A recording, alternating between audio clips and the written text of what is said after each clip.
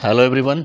स्वागत है आप सभी लोगों का कॉमर्स ट्यूटोरियल पॉइंट के आज के इस लेक्चर में, जिसमें हम लोग हमारा अगला टॉपिक कवर करने वाले हैं, टाइप्स ऑफ चेक। पिछले क्लास में हम लोगों ने चेक के बारे में पढ़ा था। आज हम लोग पढ़ने वाले हैं टाइप्स ऑफ चेक, जिसमें से सबसे पहला चेक अगर आप देखें यहाँ, तो सबसे पहला चेक आपको दिखेगा बेरर चेक। सबसे पहला चेक क्या हो जाएगा? सबसे पहला चेक हो जाएगा बेरर चेक। तो बेरर चेक क्या होता है? तो बेरर चेक एक ऐसे प्रकार का चेक होता है जो बैंक में जो भी इंसान, जो भी पर्सन बैंक में अगर वो चेक लेके प्रेजेंट अगर हो जाएगा, वो चेक का पेमेंट क्या होगा तो उस इंसान को मिल जाएगा। तो ऐसे प्रकार के चेक को क्या बोलेंगे? ऐसे प्रकार के चेक को बोलेंगे बेरर चेक। यानी कि बेरर चेक एक तरीके से आप कह सकते हैं कि बेरर चेक एक प्रकार से एक हाईली रिस्की चेक होता है। हाईली रिस्की कहने का मतलब क्या हुआ? रिस्की कहने का मतलब ये हुआ कि अगर सपोज करो कि मेरे से अगर चेक अगर लॉस्ट हो जाए और चेक का जो फाइंडर होगा वो अगर उस चेक को बैंक में लेके प्रेजेंट अगर हो जाए, तो बैंक वाला क्या करेगा? बैंक वाला उस इंसान को ही पे कर देगा। तो ऐसे प्रकार के चेक को क्या बोलेंगे? ऐसे प्रकार के चेक को बोलेंगे हम लोग बेरर चेक। अब बेरर चेक के बारे में यहाँ पे आपको डेफिनेशन बोला भी है कि bearer check any persons who can get the payment of the check at the counter of the bank is called as a bearer check। यहाँ पे आपको डिफिनेशन भी बोला है यहाँ पे। इस तरीके से बेरर चेक आपको समझ में आया होगा। आगे हम लोग देखने वाले हैं यहाँ इसी चेक के अगले टाइप के बारे में। अच्छा, बेरर चेक का इस तरीके से ये फॉर्मेट होता है। आप अगर देखो तो बेरर चेक का इस तरीके से क्या होता है? फॉर्मेट होता है। ये बेरर चेक का फॉर्मेट होगा, यहाँ पे आप डेट होगा, मंथ होगा, ईयर होगा, और ये बेरर होता है। यहाँ पे आप जिसको पे करोगे उसका नाम होता है, यहाँ पे रुपीस होता है, यहाँ पे अकाउंट नंबर भरा जाएगा, और यहाँ पे अमाउंट, फिर यहाँ पे सिग्नेचर होता है। तो ये चेक का जो फॉर्मेट है ये बेरर चेक का फॉर्मेट। और ये जो आपको दिखता होगा यहाँ पे नंबर, ये नंबर क्या होता है? यही आपके अकाउंट, यही आपका क्या होता है? तो अकाउंट नंबर होता है, शुरू का जो डिजिट होता है। ये आपको ध्यान रखना है। एक होता है ऑर्डर चेक। एक क्या होता है? एक होता है ऑर्डर चेक। ऑर्डर चेक के बारे में क्या बोला गया? तो ऑर्डर चेक के बारे में बोला गया कि क्या बोला गया है कि when a cheque is drawn payable to a specific person और order is called as an order cheque. यानी कि ऑर्डर चेक एक ऐसे प्रकार का चेक होता है जिसपे क्या होता है? तो जिसपे किसी इंसान का नाम दर्ज होता है। जिसपे क्या होता है? तो किसी इंसान का नाम दर्ज होता है। उस इंसान को क्या मिलेगा? तो वो इंसान या तो खुद भी बैंक से जाके पेमेंट निकाल सकता है, विड्रॉ कर सकता है, या तो फिर वो इंसान क्या कर सकता है? तो उस चेक को किसी दूसरे पर्सन को एनरोज भी कर सकता है।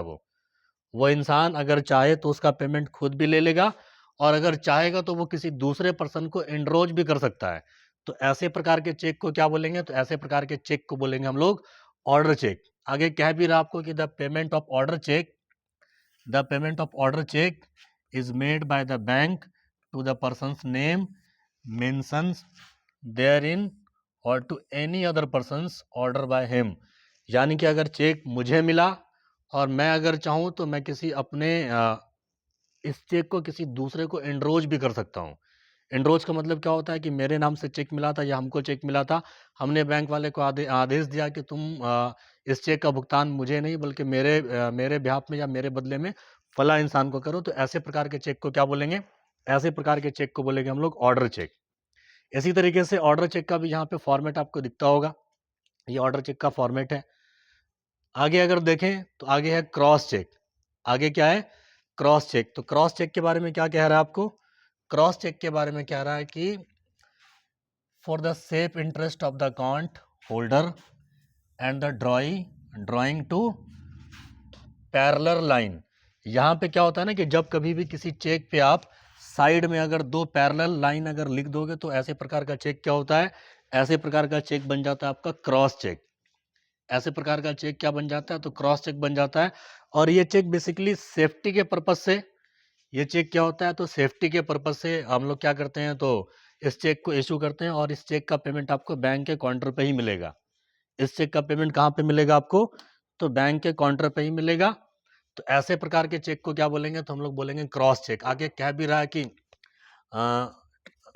Transverse lines on the face of the cheque is called as a cross cheque. फिर आगे कह रहा है कि cross cheque has to be deposited into bank account and payment is made only through the bank. यानी कि इसका जो पेमेंट आपको मिलेगा, तो ऐसा नहीं कि आप चेक लेकर अगर बैंक वाले के पास में पहुंच जाओ और बैंक के काउंटर पे जमा करो और आप कहो कि मुझे पेमेंट अगर चाहिए, तो बैंक वाला आपको पेमेंट हैंड टू हैंड नहीं करेगा, बल्कि वो क्या करेगा, बल्कि वो कहेगा कि बैंक के अंदर में एक बॉक्स बना हुआ, उस बॉक्स में आप क्या करो, इस चेक को डिपॉजिट कर दो, तुम्हारे अकाउंट में पैसा आ जाएगा। तो ऐसे प्रकार के चेक को क्या बोलेंगे, ऐसे प्रकार के चेक को बोलेंगे हम लोग क्रॉस चेक। यानी कि जब कभी भी किसी चेक के लाइन में बगल में दो पैरेलल लाइन, अगर दो लाइन अगर हम लोग खींच देंगे इस तरीके से, तो ऐसे प्रकार का चेक क्या हो जाएगा, तो ऐसे प्रकार का चेक हो जाएगा आपका क्रॉस चेक। ऐसे प्रकार का क्या चेक क्या हो जाएगा, तो क्रॉस चेक हो जाएगा। इसी तरीके से आगे अगर आप देखें तो क्रॉस अकाउंट पे ही चेक भी होता है। तो क्रॉस अकाउंट पे ही चेक किसको कहते हैं, तो क्रॉस अकाउंट पे में बेसिकली क्या होता है कि ये कुछ हद तक आपका इसी चेक की तरह होता है। कुछ हद तक आपका क्या होता है, तो क्रॉस चेक की तरह होता है।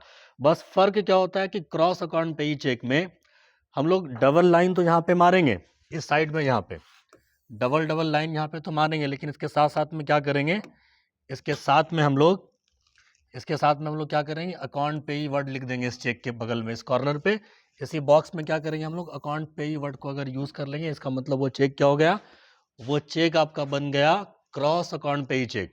अब क्रॉस अकाउंट पे ही चेक का फायदा क्या होता है, इसका बेनिफिट क्या होता है कि इस चेक में जब कभी भी हमने क्रॉस अकाउंट पे ही चेक अगर कर दिया, तो ये स्पेसिफिक इंसान को ही पेमेंट होगा और साथ साथ में उसके ही अकाउंट में होगा। आप किसी दूसरे को इस चेक को आप इंट्रोज नहीं कर सकते, किसी दूसरे को आप दे नहीं सकते। आप ये नहीं कि मेरे पास चेक अगर आया और अगर मेरे पास किसी इंसान का, किसी पार्टी का अगर पैसा बाकी हो, तो मैं अगर चाहूँ तो फला इंसान को पेमेंट कर दूं, ऐसा आप नहीं कर सकते यहाँ पे। ऐसे प्रकार के चेक में क्या करना होगा, तो हमेशा इसका पेमेंट उसी इंसान को मिलेगा जिसका नाम लिखा होगा चेक पर। तो इस दोनों में यही थोड़ा सा फर्क होता है, लगभग चीज़ें सेम होती हैं। उस वाले चेक में बस डबल लाइन इस तरीके से हमारा वो होता है यहाँ पे, और वो चेक हम चाहें तो किसी दूसरे को इंड्रोज हम कर सकते हैं। लेकिन इस वाले चेक में क्या होगा, तो इस वाले चेक में हम लोग चेक को इंड्रोज नहीं कर सकते हैं। अगर मेरा नाम अगर चेक पे होगा, तो मेरे ही अकाउंट में ये पैसे का पेमेंट क्लियर होगा, वो भी बैंक से होगा। आप काउंटर पे इसको क्लियरिंग भी नहीं करा सकते हो। तो ऐसे प्रकार के चेक को क्या बोलेंगे, इसको बोलेंगे हम लोग क्रॉस अकाउंट पे ही चेक। इस तरीके से ये चेक का प्रकार आपने देखा। इसके अलावा और भी एक दो चेक होता है, जैसे आपका एक स्टेल चेक, एक आपका होता है स्टेल चेक। स्टेल चेक किसको बोलेंगे, तो जब कभी भी कोई चेक का डेट 3 महीना 3 दिन से अगर ओवर हो जाए, जब किसी चेक का डेट क्या हो जाए, 3 महीना 3 दिन से ओवर हो जाए, तो ऐसे प्रकार का चेक क्या होता है, तो ऐसे प्रकार का चेक होता है आपका स्टेल चेक। मतलब चेक क्या हो गया, बासी हो गया, बेकार हो गया। स्टेल का मतलब होता है बासी। तो वो चेक आपका क्या हो गया, यूजलेस हो गया, बस पीस ऑफ पेपर हो गया वो आपका। उससे फिर आप पेमेंट विड्रॉ नहीं कर सकते। इसको कहते हैं हम लोग स्टेल चेक।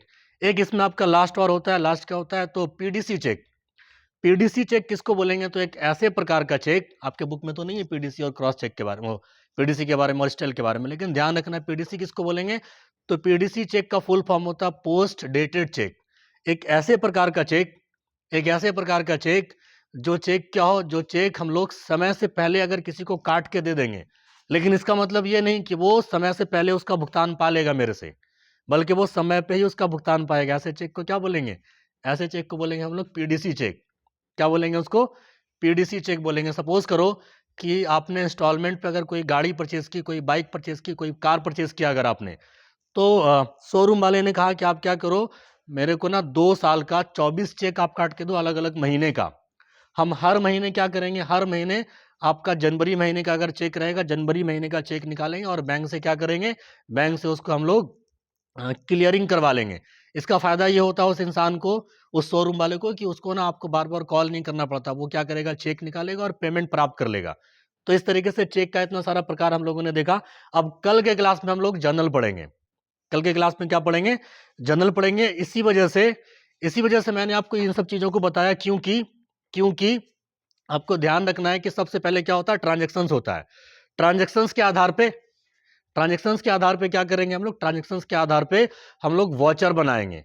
वॉचर के आधार पे क्या करेंगे हम लोग, तो जर्नल वॉचर बनाएंगे। और जर्नल वॉचर के आधार पे हम लोग क्या करेंगे, जर्नल वॉचर के आधार पे हम लोग जर्नल एंट्री पास करते हैं। तो जर्नल एंट्री को समझाने के पर्पज से मैंने आपको ये सब सारी चीजें समझाई, क्योंकि जब तक आप ये सब सारी चीजें नहीं समझोगे, तो फिर आपका जर्नल एंट्री आपको समझ में नहीं आएगा। तो सबसे पहले ट्रांजेक्शन्स होगा, ट्रांजैक्शंस के आधार पे क्या होगा, तो आप अकाउंट डॉक्यूमेंट बनाओगे।